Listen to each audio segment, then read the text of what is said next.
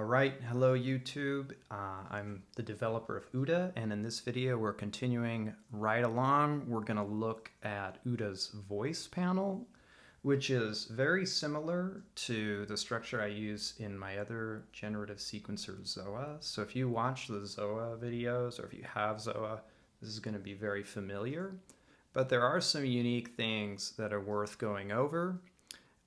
And this is where some of the kind of powerful polyphonic capabilities of OODA will emerge. So let me clear out where I was in the last video, start with a blank slate.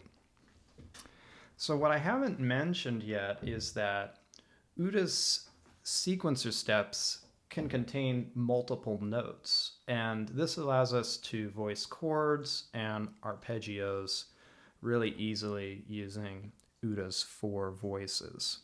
So let me record some chords in.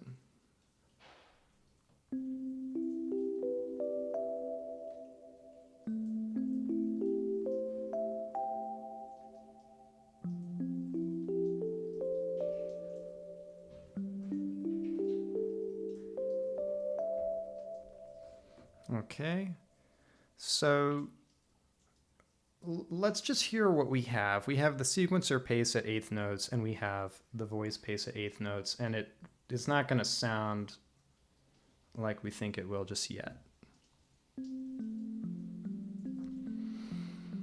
So we're only hearing one note, and the reason for that is, first off, we only have one voice enabled. So let's just bring in some other voices.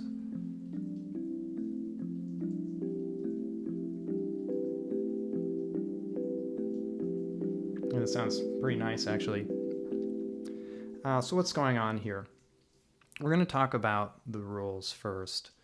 The first rule that's unique to OODA is this rule called nth, and it's specifically designed for voicing chords.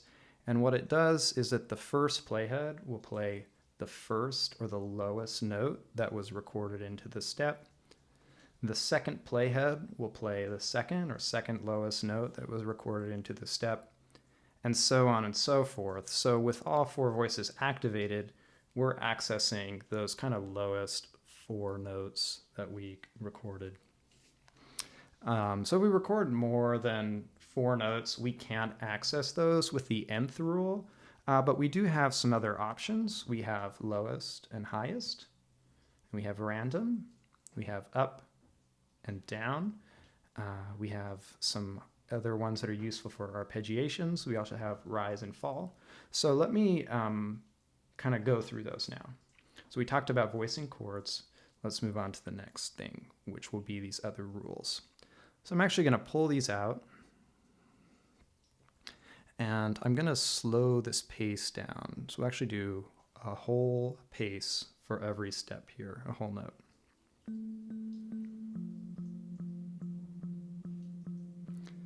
So what we'll notice is that we're just repeating the nth or the lowest note.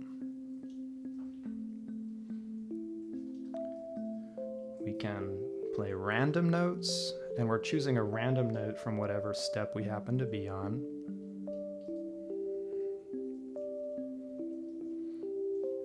We can arpeggiate up.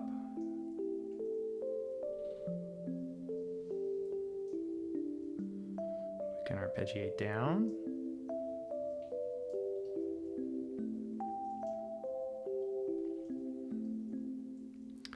And this is where the sync voices setting starts to become more important. Due to the number of notes that you play, your voice rule may get kind of out of sync with the step that you're on. So by enabling sync voices, it will cause the rule to reset on every advance.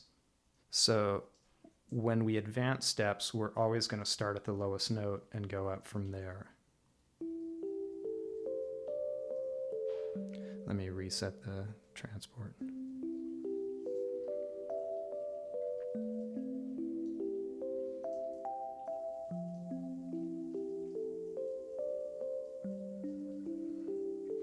Okay, you can see the potential, I hope. So as we do with most arpeggiators, we have also like an inclusive mode. So listen to that.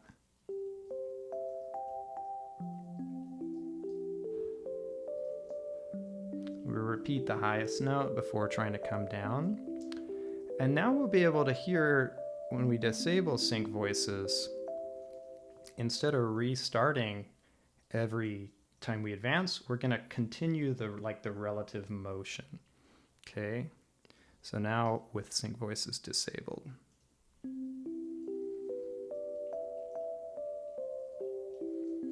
So we continue the downward motion until we, right? Whereas with sync, we'll always start on the lowest note.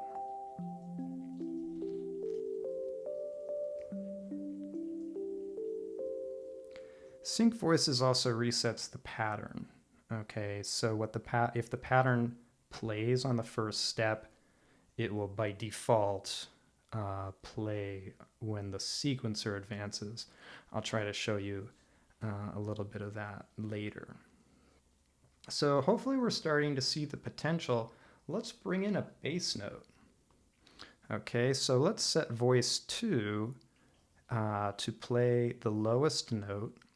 Let's make it whole notes, give it a 12 semitone offset down, and let's enable sync voices.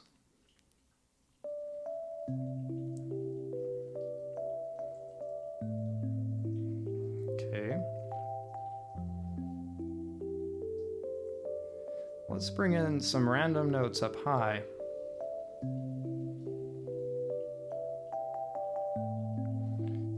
Let's actually set it to random.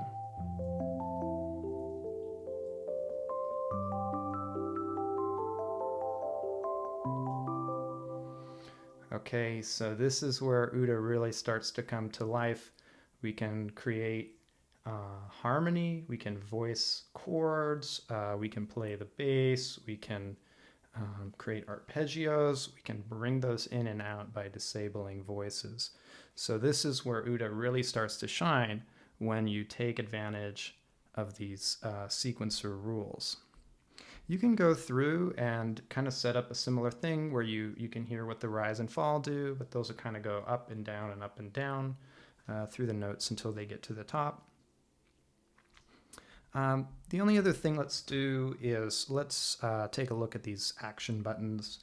To showcase that, I'm going to set a pattern on these 16th notes.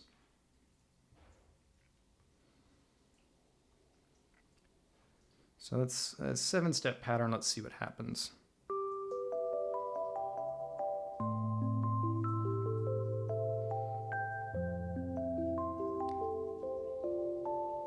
So hang is going to keep the sequencer on the same step, but it's going to allow notes to be continuing to play. Bump will invert sync voices. So we can hear the arpeggio kind of moving up and down instead of resetting. Flip will rotate the axis of the sequencer. So let me record just a couple more.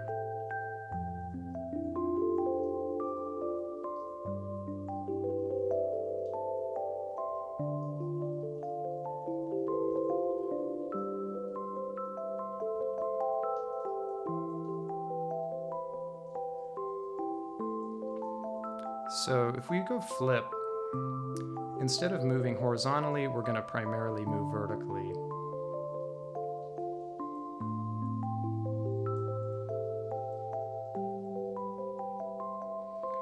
And then I think we've already shown this in prior videos. Shift shifts new notes by the shift amount.